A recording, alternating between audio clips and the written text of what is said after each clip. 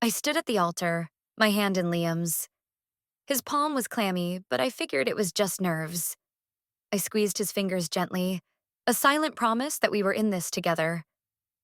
The church was beautiful, filled with flowers and sunlight and everyone we loved. My heart felt so full it might burst. I was wearing the dress of my dreams, about to marry the man of my dreams. It was perfect.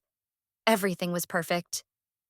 The priest, Father Michael, smiled at us. He cleared his throat to speak the words that would bind us together forever. But the words that came out were not the ones I expected. He looked out at the congregation, his face grim. Then he looked directly at me, his eyes full of pity. "This marriage cannot proceed," he announced, his voice echoing in the sudden, cavernous silence. The entire church went dead silent. You could have heard a pin drop on the stone floor. My own breath caught in my chest. I felt Liam's hand go rigid in mine. Father Michael continued, his voice heavy with regret. "This marriage is invalid by law." The silence stretched on for what felt like an eternity. A collective gasp rippled through the pews. I could feel hundreds of eyes on me, on us. My smile was frozen on my face. I looked at Liam. His face was chalk white. He looked confused, utterly lost. "What?" he whispered, his voice barely audible. My gaze drifted past him to the front row, to his mother, Eleanor. She was sitting perfectly still, her back ramrod straight. She wasn't looking at me or Liam. She was staring at the priest with an expression I couldn't read. It wasn't surprise. It wasn't shock. It was something else. Something cold and watchful. That strange calmness from her sent the first real sliver of fear through my numbness. Why wasn't she horrified? Why wasn't she rushing to our side? The whispers started then, a low murmur that grew into a buzz of confusion and speculation. My perfect day was shattering into a million pieces right in front of everyone. My maid of honor, Sarah, was by my side in an instant. She put a hand on my arm. Her touch was the only thing that felt real. "Chloe, are you okay?" she asked softly. I couldn't answer. I couldn't feel anything. It was like I was watching a scene from a movie and I was the star of a tragedy I hadn't auditioned for. Father Michael beckoned to us. "Liam, Chloe, please, in the vestry." Liam finally seemed to snap out of his stupor. "This is a mistake," he said, his voice rising. "Father, there must be some kind of mistake." He started to argue, but his words were a jumbled mess. Eleanor stood up then, a picture of icy composure. She walked toward us, her heels clicking ominously on the floor. "We will handle this privately," she announced to no one in particular. She was not helping. She was managing a crisis. Her crisis. I couldn't breathe. I couldn't think. The weight of all those eyes, the shame, the confusion, it was all crashing down on me. I pulled my hand from Liam's. His skin felt foreign and cold. I turned and walked away from the altar, away from him, away from his mother, following the priest into the small room behind the sanctuary. The heavy wooden door closed behind me, shutting out the noise but trapping me with a truth I was not ready to face. I am 26 years old. My name is Chloe. And on what was supposed to be the happiest day of my life, I found out my world was built on a lie. Inside the small, wood-paneled vestry, the air was thick and smelled of old books and incense. I stood there, my white dress feeling like a costume for a play that had gone horribly wrong. Father Michael looked at me with deep sympathy. "Chloe, I am so sorry," he began. "I had no choice. I received this information only this morning." "What information?" I asked, my voice a hollow whisper. My throat was tight. He reached for a manila envelope on his desk. He pulled out a single sheet of paper and handed it to me. My hands were trembling so badly I could barely hold it.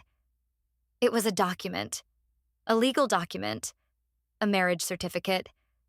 I read the names, Liam Peterson, my Liam, and a woman named Isabella Rossi. The date of the marriage was just over a year ago. The location was Washoe County, Nevada. My brain refused to process what my eyes were seeing. It didn't make sense. Liam was already married. He was married to someone else. He had been married this whole time, while he was proposing to me, while we were planning our future, while we were standing at the altar. The door to the vestry burst open. Liam rushed in, his face frantic. "Chloe, don't listen to him. It's a misunderstanding." Eleanor was right behind him, a dark shadow in her perfectly tailored mother of the groom dress. "Father Michael, this is an outrageous accusation. You have ruined my son's wedding based on what?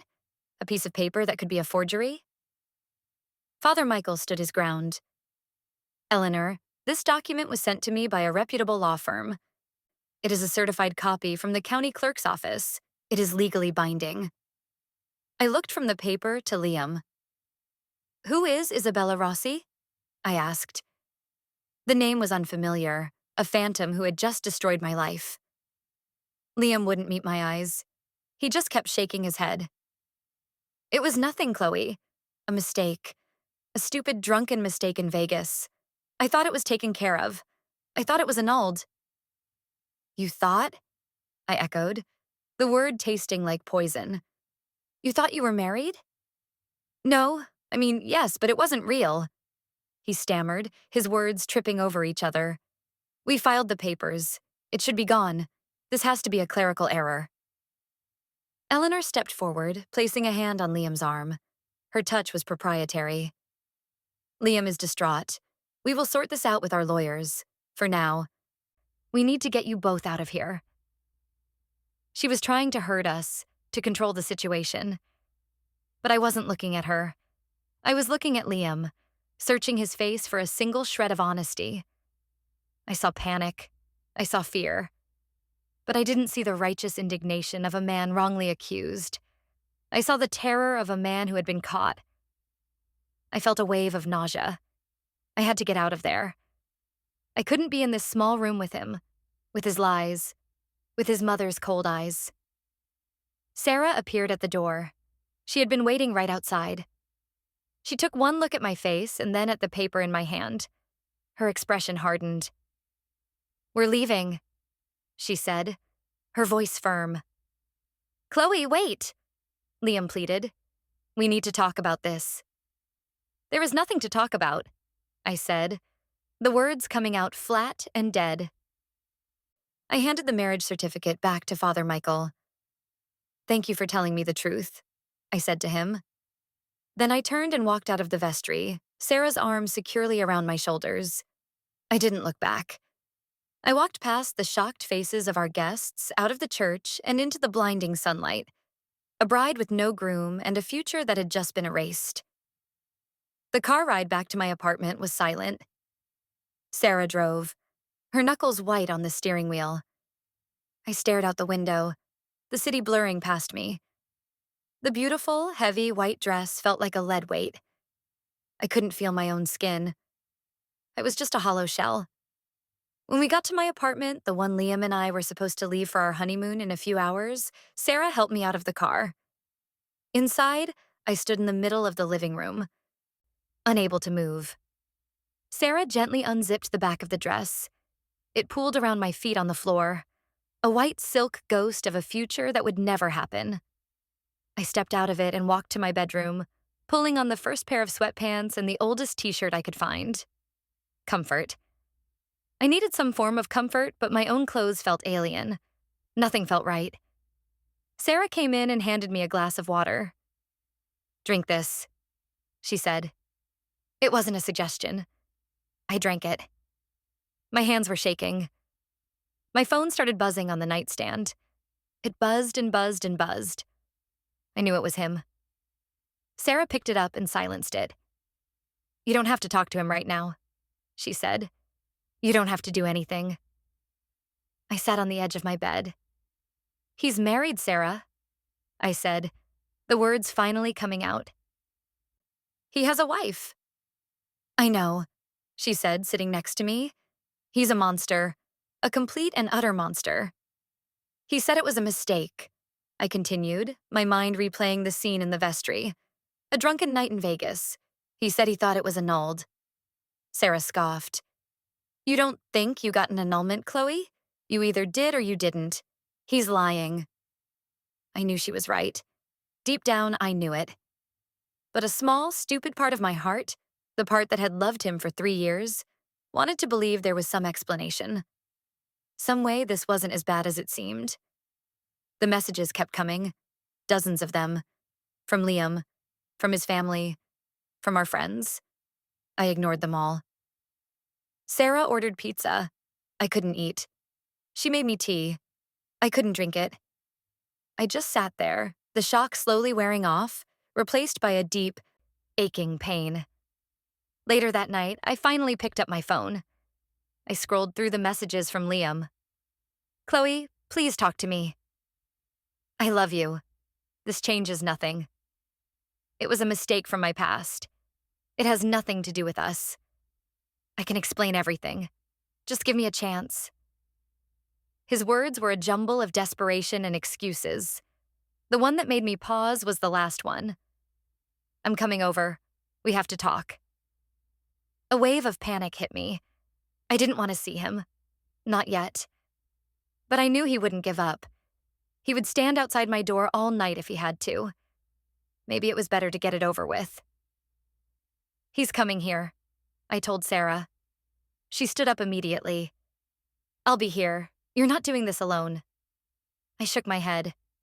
No, I need to hear what he has to say. Just me and him. I needed to look him in the eye and see if I could find the man I thought I was marrying, or if he was gone forever. Are you sure? She asked, her eyes full of concern. I'm sure, I said, a strange sense of resolve hardening inside me. I need to do this. An hour later, the doorbell rang. My heart hammered against my ribs. I took a deep breath, walked to the door, and opened it.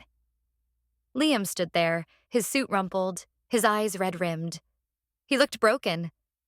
For a second, my heart ached for him. Then I remembered the humiliation, the lies, and the ache turned to ice. Chloe, he breathed, stepping forward as if to hug me. I held up a hand, stopping him. Stay there, I said, my voice colder than I expected. You wanted to explain. So explain. He sagged against the doorframe. Can I come in? He asked. You can talk from the hallway, I replied. I needed the barrier of the doorway between us. I needed the space. He ran a hand through his messy hair. Okay. Look, I am so sorry. I never wanted to hurt you. You have to believe that. I don't have to believe anything you say, Liam, I said. Start talking. Who is Isabella Rossi? She's nobody, he said quickly. A friend of a friend. We were in Vegas for a bachelor party a little over a year ago. We all had way too much to drink. We ended up at one of those little chapels. It was a joke. A stupid, stupid joke. A joke that ended with a legally binding marriage certificate. I pointed out, my voice flat. I know, he said, his voice cracking. The next morning, we both realized what a colossal mistake it was. We agreed to get it annulled immediately. We went to a lawyer right there in Vegas. We signed the papers. I paid the fee. I thought it was done. I swear to you, Chloe, I thought it was completely handled. His story sounded plausible. Desperate but plausible. A drunken mistake. A quick, forgotten annulment. A clerical error that surfaced at the worst possible moment. My mind wanted to find a way for this to be true. So you're telling me you paid a lawyer, signed papers, and just never thought to check if you were actually legally not married anymore? I asked, testing the story. I was 28. I was stupid. He pleaded. I trusted the lawyer. They said it would be filed and finalized within a few weeks. I got an email confirmation and I forgot about it. It was a shameful, embarrassing mistake, and I wanted to put it behind me. It had nothing to do with you, with us. I met you 6 months later. He looked at me, his eyes brimming with tears. I love you, Chloe. I want to spend my life with you. This is just a bureaucratic nightmare. We can fix it. I'll get on a plane to Nevada tomorrow. I'll get this sorted out and we can go to the courthouse. We can still get married. He seemed so earnest, so broken. The part of me that loved him was screaming at me to believe him, to let him in, to hold him and tell him we would figure it out. But something held me back. It was a small detail, a tiny inconsistency that snagged in the back of my mind. Where in Vegas did this happen? I asked, keeping my voice even. I don't know, some little chapel, he said, waving a hand dismissively. It was all a blur. But the lawyer, I pressed, the annulment. What county was it in? He looked confused by the question. I don't know. The main one. The one Vegas is in. Clark County, right? My blood ran cold. He said it so confidently. Clark County. But the certificate I held in my hands, the one Father Michael showed me, had been issued in Washoe County, Reno, not Las Vegas. It was a 400-mile difference. It wasn't a small detail he could have forgotten. It was a different city. He was lying. It was a deliberate, calculated lie. He had a whole story prepared. I felt the last bit of hope wither and die inside me. This wasn't a mistake. This was a deception. I looked at him, at his pleading eyes and his tear-streaked face, and I felt nothing but a cold, hard certainty. The man I was supposed to marry was a stranger, and he was my enemy. You need to leave, I said, my voice dangerously quiet. His face fell. Chloe, please, just let me— Get out, Liam, I said, the words like chips of ice. Get out of my sight before I do something we both regret. He stared at me for a long moment, seeing the finality in my eyes. He deflated, the fight going out of him. He turned without another word and walked away. I shut the door, locked it, and leaned my forehead against the cool wood. The dam broke. The tears finally came, hot and furious. They weren't tears of sadness. They were tears of rage. He didn't just make a mistake. He had tried to play me for a fool. And I would not be played. The next morning, the rage had cooled into a hard, clear purpose. The grief was still there, a heavy weight in my chest, but it was no longer paralyzing. It was fuel. Sarah had stayed the night on the couch, a silent guardian. When I walked into the living room, she was already up, a cup of coffee waiting for me. How are you? She asked gently. I know he was lying, I said, skipping the pleasantries. I told her about the discrepancy, Clark County versus Washoe County. Sarah's eyes narrowed. I knew it. So the whole drunken mistake story is a fabrication. All of it, I confirmed. He had it all worked out, a whole script. So what's the real story? She wondered aloud. That's what I'm going to find out, I said. And then I'm going to make him and whoever else is involved in this pay for it. The first step was to confirm what I already knew. I found the photo I had secretly snapped of the marriage certificate on my phone while in the vestry. It was blurry, but the details were clear enough. Washoe County Clerk's Office. I looked up the number online. My hand was steady as I dialed. A bored-sounding woman answered. Washoe County Clerk, how can I help you? Hello, I said, my voice calm and professional. I'm calling to verify the status of a marriage license. I'm with a law firm handling a prenuptial agreement, and we need to confirm some details for our records. It was a lie, but it felt necessary. I'll need the names and the date of marriage, she said. Liam Peterson and Isabella Rossi, I replied, the names tasting bitter. I gave her the date from the certificate. There was a moment of typing. Okay, I have it here, the clerk said. Marriage certificate filed on that date. It's active and valid.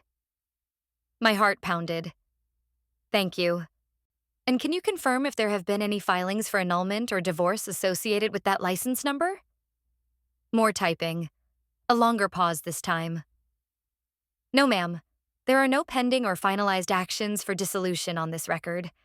As far as the state of Nevada is concerned, they are legally married. Thank you, I said, my voice tight. You've been very helpful.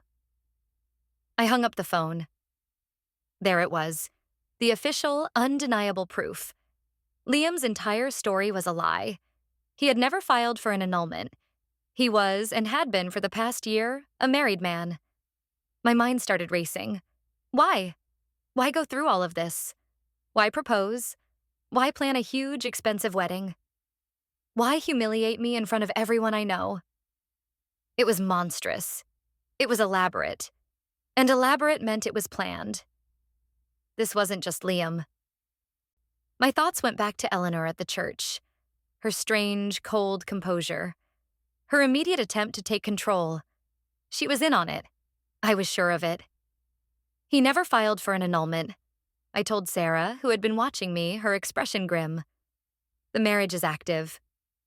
Sarah let out a string of curses that made me almost smile. So this whole wedding was a sham. But why? What did they gain by letting it get all the way to the altar? Humiliation, I said, the thought solidifying in my mind. Public humiliation. If he had just broken off the engagement, it would have been messy. People would have asked questions. I would have had rights. But this makes me look foolish. It makes him look like a victim of circumstance. It's cleaner. Cleaner and crueler, Sarah added. This has Eleanor's fingerprints all over it. She never thought you were good enough for her precious son. She was right. Eleanor had always been polite to my face, but there was a constant undercurrent of disapproval. My family didn't have money like theirs. I had a career I built myself, not a trust fund. I was an outsider. Now I needed to know more about the other player in this drama, Isabella Rossi. I spent the next few hours online. It wasn't hard to find her. Isabella Rossi was from a prominent family, old money from the East Coast.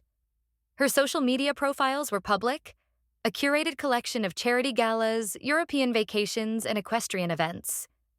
She was beautiful, polished, and everything Eleanor could have ever wanted in a daughter-in-law. I scrolled through her photos, my stomach twisting into knots. And then I found it. A picture from a charity ball in New York, dated about 14 months ago. Isabella was on the arm of a handsome man, Liam. They were smiling, looking comfortable and happy together. In the background, just over Isabella's shoulder, was Eleanor. She was beaming, a genuine, delighted smile that I had never once seen her direct at me. This wasn't a drunken mistake in Vegas. This was a relationship. A serious one, sanctioned and approved by his mother. I saved a screenshot of the photo.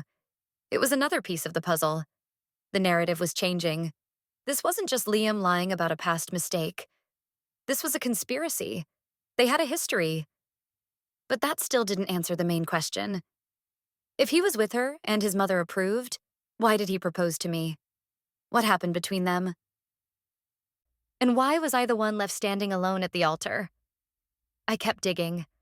I found articles about her family's business, a massive import-export company. I found mentions of her in society pages. But there was nothing about a marriage to Liam. It was like it never happened. It was a secret. A weapon they had kept hidden, waiting for the right moment to use it. I felt a surge of adrenaline. I wasn't a victim anymore.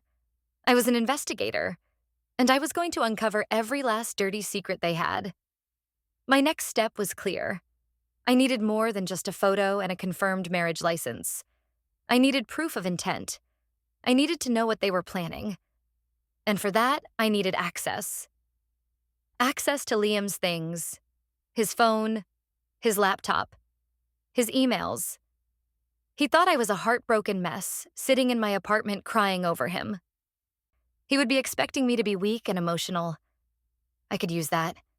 I could pretend to be willing to talk, to understand.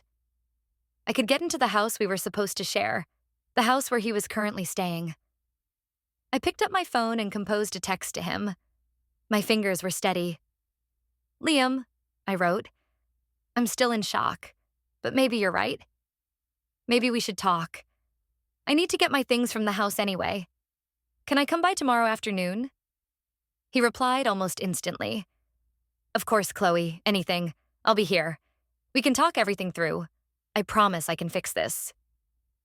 Good, I thought, a bitter taste in my mouth.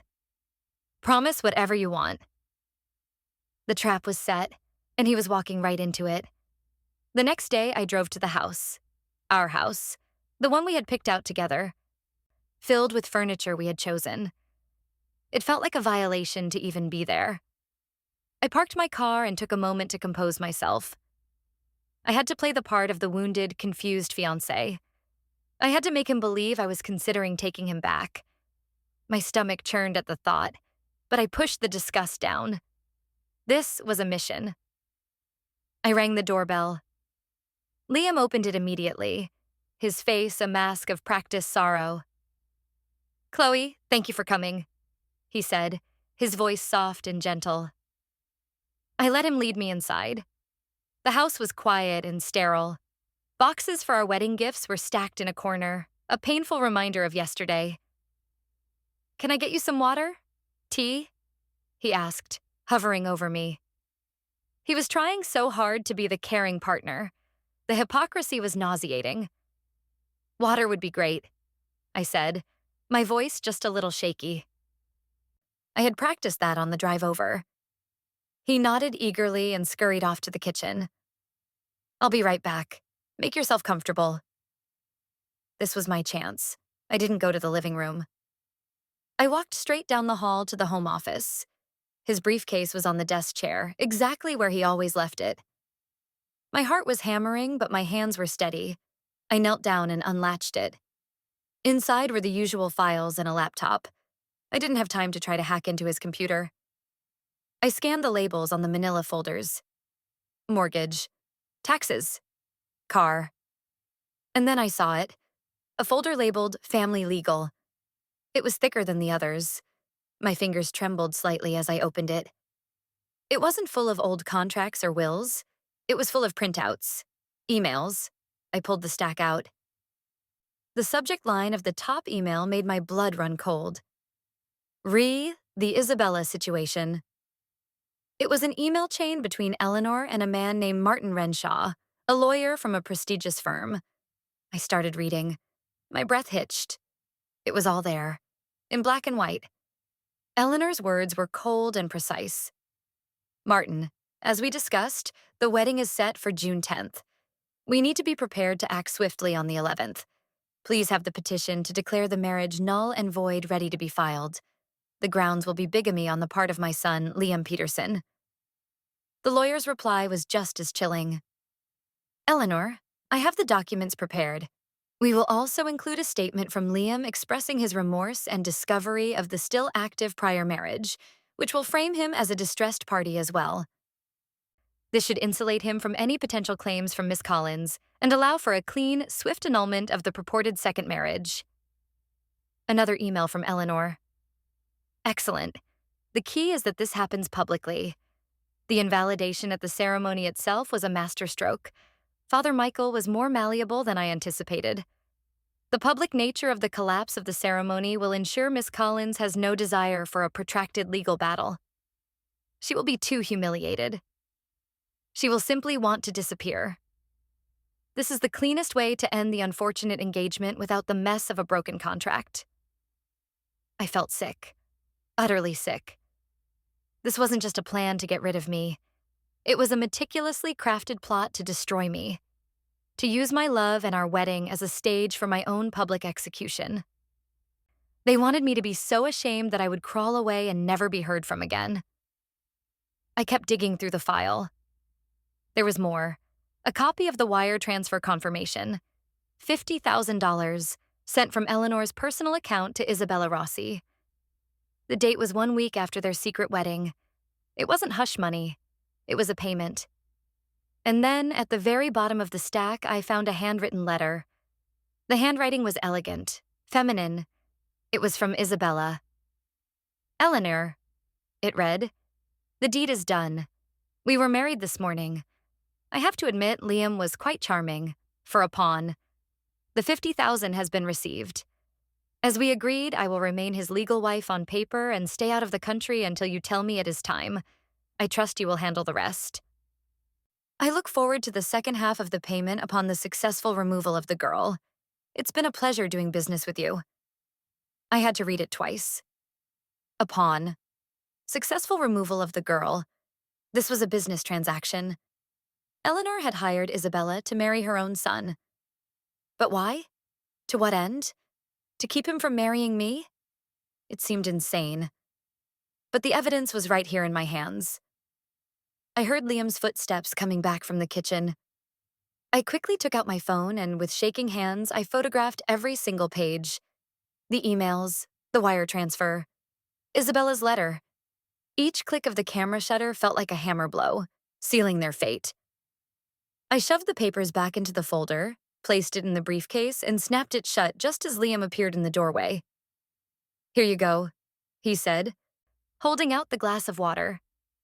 He smiled at me, a gentle, loving smile that made my skin crawl.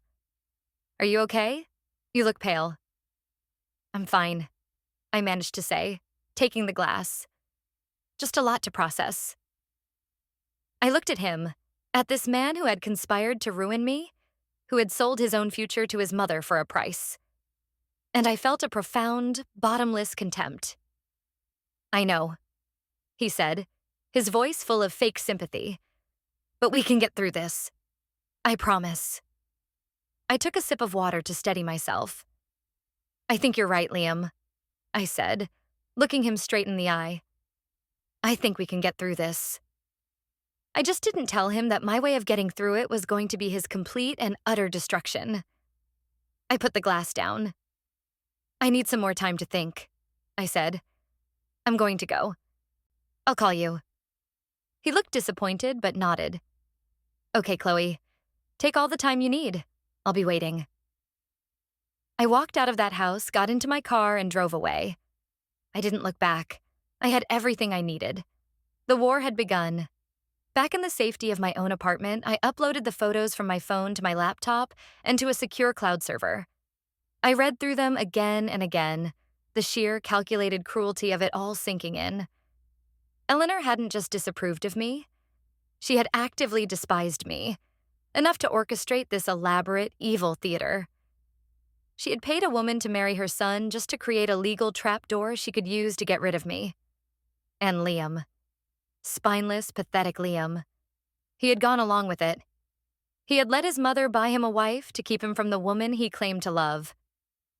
He had stood at that altar and prepared to let me be humiliated in front of the world. For what? Money? Approval? It didn't matter. He was as guilty as she was. Sarah came over that evening. I laid it all out for her, showing her the pictures of the emails, the wire transfer, the letter from Isabella. She read them in stunned silence, her face growing paler with each document. When she finished, she just stared at me. "Chloe, this is sociopathic. This is beyond anything I could have imagined." "They were going to ruin me," I said, my voice flat. "They wanted to make me disappear." "So what are you going to do?" she asked, her eyes flashing with anger on my behalf. "You have to take this to the police. This is fraud. Conspiracy." "Oh, I will," I said. "But not yet. The police are one thing. Justice is another. They wanted a public spectacle. They wanted to humiliate me. I think it's only fair that I return the favor." A slow smile spread across my face. It probably looked terrifying, but I didn't care. For the first time since this nightmare began, I felt powerful. They had underestimated me. They thought I was a weak, emotional girl who would crumble. They had no idea who they were dealing with. The next morning, my phone rang. It was an unfamiliar number. I hesitated, then answered. "Is this Chloe Collins?"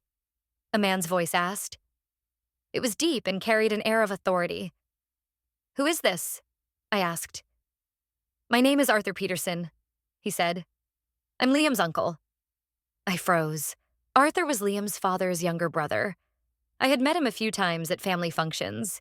He was quiet, observant. and seemed leagues away from Eleanor's snobbery and Liam's weakness. He had always been kind to me in a reserved way. "What do you want?" I asked, my guard immediately up. "I want to apologize," he said, and he sounded genuinely ashamed. "What happened at that church was a disgrace. I am so deeply sorry for the humiliation my family has put you through." I was taken aback. "Thank you, Arthur," I said, unsure of what else to say.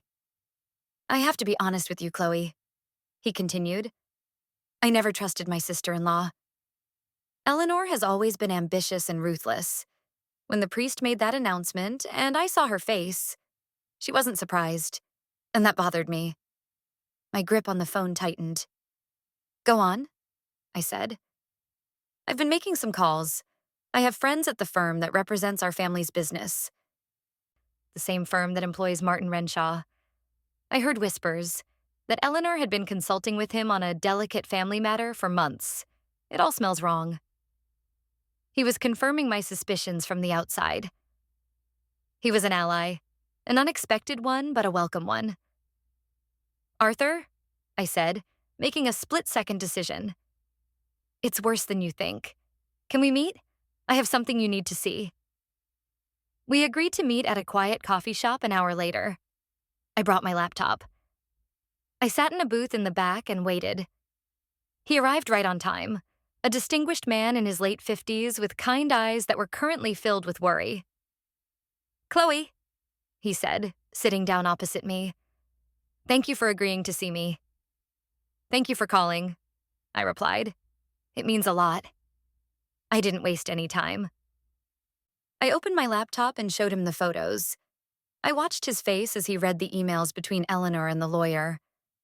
I saw his expression shift from concern to disbelief, and then to pure, unadulterated fury. When he got to Isabella's letter, he let out a low hiss of breath. "My God," he whispered, leaning back in the booth. "She hired a woman to marry him. She paid her. This is monstrous. She was going to destroy me to get what she wanted," I said. "And Liam let her." Arthur looked at me, his eyes full of a new respect. "And you found all of this yourself, in less than 2 days." "They thought I would fall apart," I said. "They were wrong." He was silent for a long moment, processing the sheer malice of his family's actions. "What are you going to do?" he finally asked. "I have an appointment with a lawyer this afternoon," I told him. "I'm going to sue them for everything I can.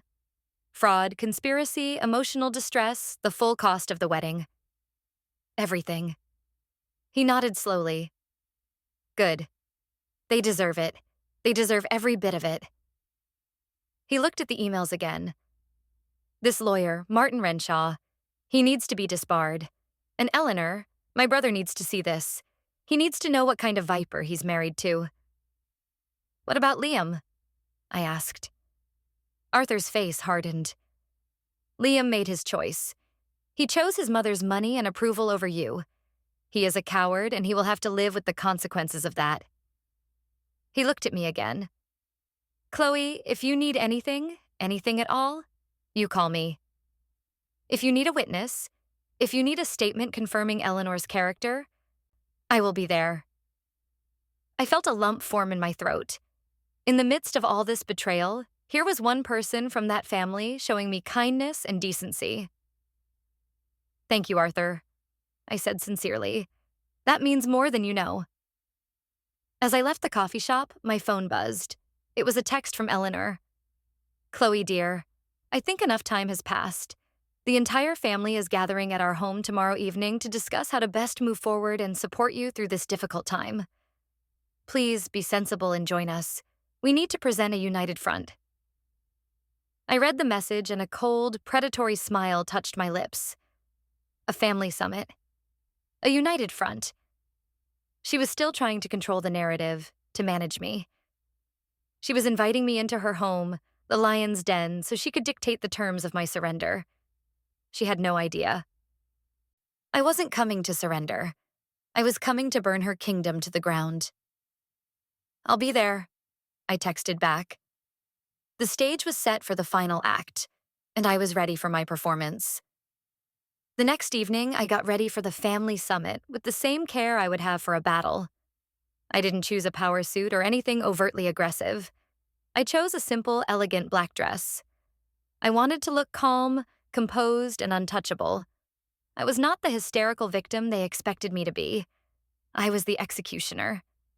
Sarah stood by as I did my makeup. "Are you sure you want to do this there? In her house?" she asked, her voice laced with worry. "They'll all be there. You'll be outnumbered." "That's the point," I said, applying a thin line of eyeliner with a steady hand. "She wants to do this on her home turf, where she feels powerful. I'm going to take that power away from her in front of everyone. She wanted a public spectacle. I'm just changing the star of the show." I had my evidence ready. The photos were synced to my phone. I had also connected my phone to a small portable projector I had bought that afternoon. It was small enough to fit in my purse. I was leaving nothing to chance. When I arrived at the Peterson mansion, the butler showed me into the grand living room. It was an opulent space designed to intimidate, with high ceilings, dark wood, and heavy velvet curtains.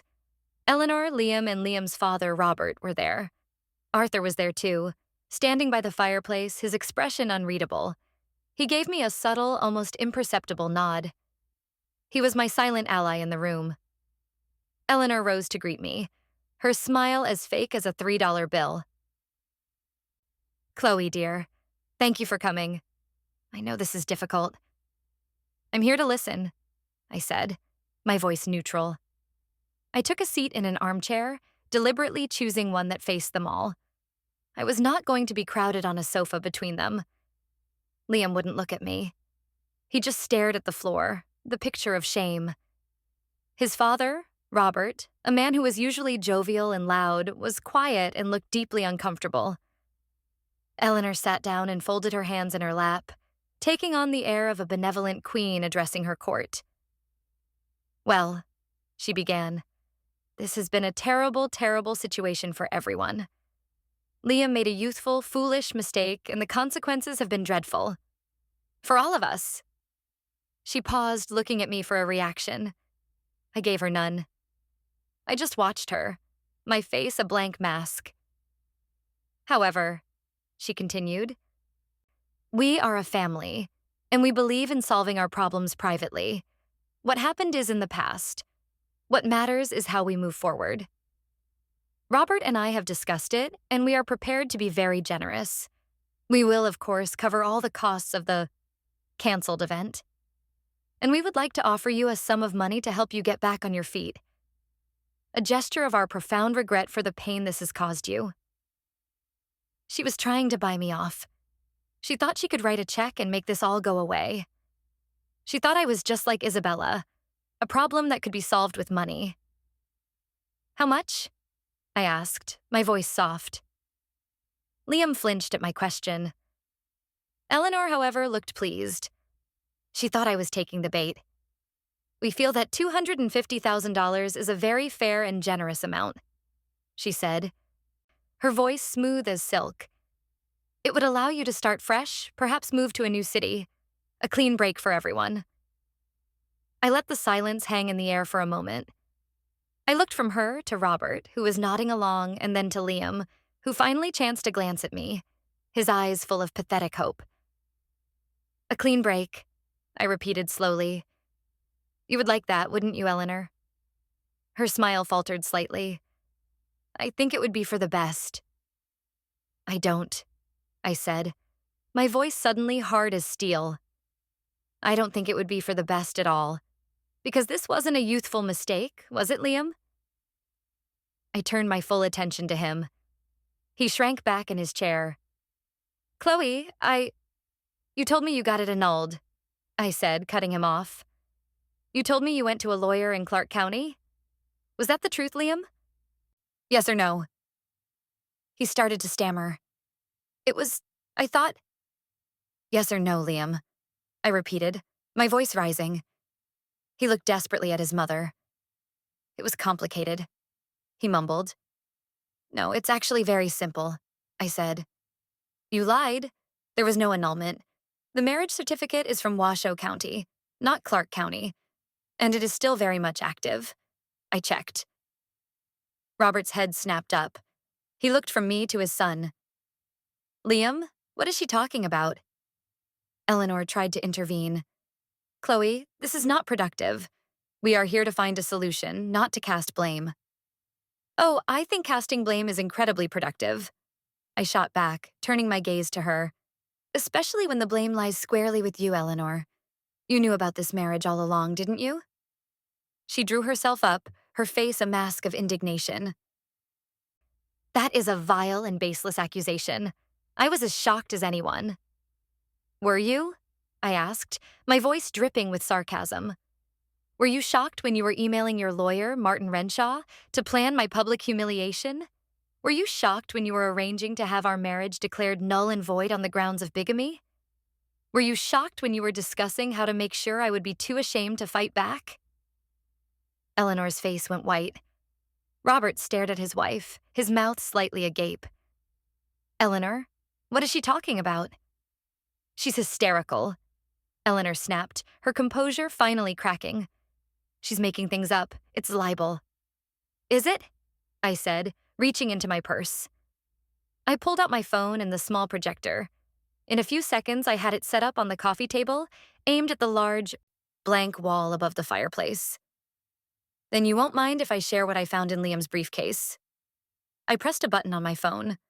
The first image flashed onto the wall, magnified for everyone to see. It was the email. The Isabella situation. The room was utterly silent. Arthur stepped forward, a grim look on his face. Good heavens, he said, his voice low. He began to read the email aloud. Martin, as we discussed, the wedding is set for June 10th. We need to be prepared to act swiftly. As he read, I watched Eleanor's face. The color drained from it, replaced by a blotchy red panic. Liam looked like he was about to be physically ill. Robert's expression was one of dawning horror. I clicked to the next image. The lawyer's reply, outlining the strategy to frame Liam as a victim. Then the next, Eleanor's cold words about my public humiliation. And then, the final damning piece of evidence. The letter from Isabella Rossi. Eleanor, the deed is done. I have to admit, Liam was quite charming, for a pawn. I look forward to the second half of the payment upon the successful removal of the girl. Arthur finished reading, and the silence that followed was heavier and more profound than the silence in the church. It was the silence of complete and utter ruin. Robert slowly turned his head to look at his wife. His face was a thundercloud. Eleanor, he said, his voice a low, dangerous growl. What have you done? She tried to speak, but only a choked sound came out. She looked at Liam for help, but he was staring at the wall, at the evidence of his own betrayal, his face buried in his hands. I stood up. I had done what I came to do. $250,000, I said, my voice ringing with contempt. You think you can buy my silence for that? You orchestrated a conspiracy to defraud me, to publicly humiliate me, to emotionally destroy me. This isn't going to be solved with a quiet payoff, Eleanor. I looked at each of them, one by one. Robert horrified, Arthur disgusted, Liam broken, and Eleanor exposed and cornered. I have an attorney, I stated calmly. We will be filing a lawsuit seeking damages for fraud, conspiracy to commit fraud, intentional infliction of emotional distress, and of course, the full reimbursement of every single penny spent on this sham of a wedding. My lawyer seems to think we have a very, very strong case, especially with this. I gestured to the wall. You'll be hearing from him soon, I said. This family summit is over. I turned and walked out of the room, leaving the wreckage of their family behind me. I didn't run. I walked calmly, my head held high. As I reached the front door, I heard Robert's voice roaring with a rage I had never imagined he possessed. Eleanor, you will explain this to me now. The shouting was just beginning. I closed the door behind me, and for the first time in days, I smiled. A real, genuine smile. The smile of victory. The days that followed were a whirlwind of vindication. My lawyer, a sharp woman named Jessica, was practically giddy when I showed her the evidence. "Chloe, this is a slam dunk," she said, looking up from the copies of the emails. "This isn't just a strong case, this is a prosecutor's dream. The premeditation, the conspiracy, the written proof, they don't have a leg to stand on." "What can we expect?" I asked. "They'll try to settle," she said confidently. "They cannot let this go to court. The discovery process alone would unearth so much more dirt, and the public scandal would ruin them. Eleanor's name is all over this. Her reputation is everything to her. We're going to use that." And we did. Jessica drafted and filed the lawsuit. It was a masterpiece of legal devastation, outlining the entire conspiracy in cold, factual detail. As expected, the moment they were served, the calls began. Not from Eleanor, but from a team of high-priced lawyers she had hired. Their first offer was exactly what Eleanor had proposed in her living room: $250,000, along with a strict non-disclosure agreement. Jessica laughed when she told me. "I told them that was an insult and that our next call would be to the district attorney's office to discuss criminal charges for fraud." "What did they say to that?" I asked. "They said they would get back to us," she replied with a grin. "They're scared, Chloe. We have them." A few days later, Arthur called me. His voice was weary. "The house is a war zone," he said. "Robert has barely spoken to Eleanor. He moved into one of the guest wings. He's horrified, not just by what she did, but that she used their money, their name, to do it." "And Liam?" I asked, a flicker of curiosity getting the better of me. Arthur sighed. "Liam is a ghost. He just drifts around the house. He tried to apologize to his father, but Robert won't even look at him. He told him, 'You let her turn you into a monster. You are no son of mine.'" I think for the first time in his life, Liam is realizing that his mother's protection comes at a price he can no longer afford. "Good," I said, the word sharp. "He deserves to feel that." "He does," Arthur agreed. "I just wanted to let you know. Robert has frozen Eleanor's access to their primary accounts. She's having to use her own personal funds to pay for her legal team. He's cutting her off." That news brought me a dark satisfaction. Eleanor's power came from her husband's money and status. He was taking it away from her. She was being isolated, just as she had planned to isolate me. The legal battle dragged on for a few weeks, but it was a one-sided fight. Their lawyers would make an offer. Jessica would reject it and counter with a higher number. The amount kept climbing. They offered $500,000. We said no. They offered $750,000. We said no. Finally, Jessica called me. "They've met our number," she said, a note of triumph in her voice. $1.5 million. Plus, full reimbursement for the wedding, which comes to another $150,000. No NDA. I was stunned into silence. The amount was staggering. "No NDA?" I repeated. "I can talk about it?" "You can write a book about it if you want," Jessica confirmed. That was our final condition. Eleanor's lawyer fought it tooth and nail, but in the end, they knew they had to agree. "They are terrified of you, Chloe. They just want this to be over."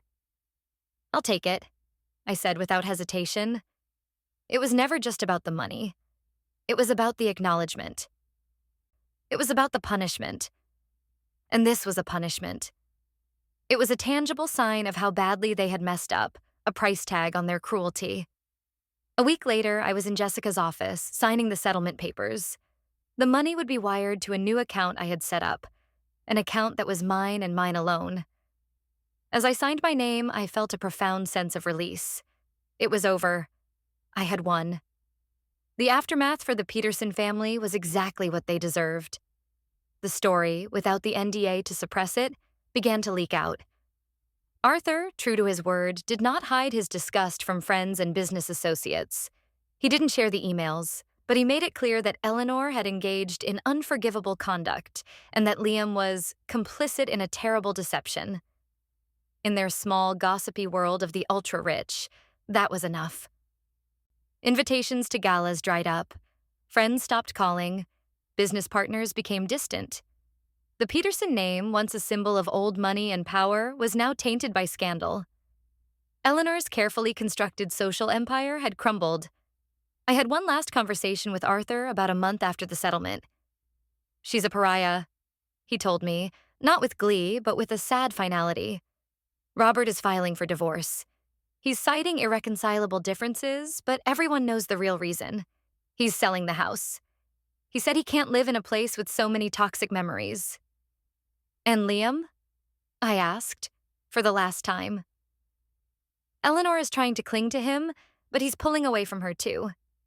He blames her for everything, for pushing him, for ruining his life. And she blames him for being too weak to handle it. They're at each other's throats. Last I heard, he was planning on moving out of state, trying to start over where no one knows his name. He had gotten his clean break after all, just not the one he had planned. As for me, I used the money to build a new life. I quit my job, which had too many connections to Liam's world. I bought a beautiful condo in a different part of the city, a place with bright, sunny rooms and no ghosts.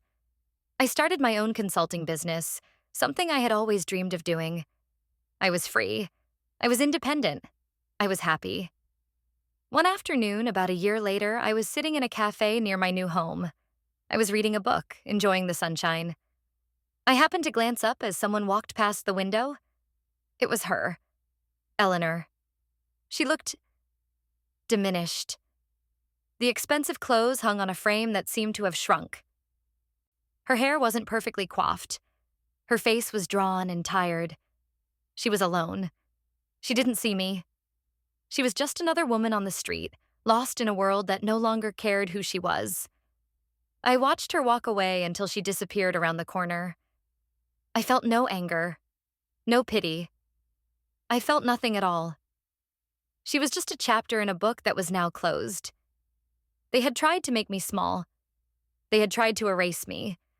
But in their desperate, cruel attempt to protect their own fragile world, they had only succeeded in destroying it. They had lost their money, their status, their family, their reputation. And I had found myself. They had inadvertently given me the capital and the freedom to build the life I truly wanted. They had finally learned what it feels like to be small, to be powerless, to be erased. And I had learned how strong I really was.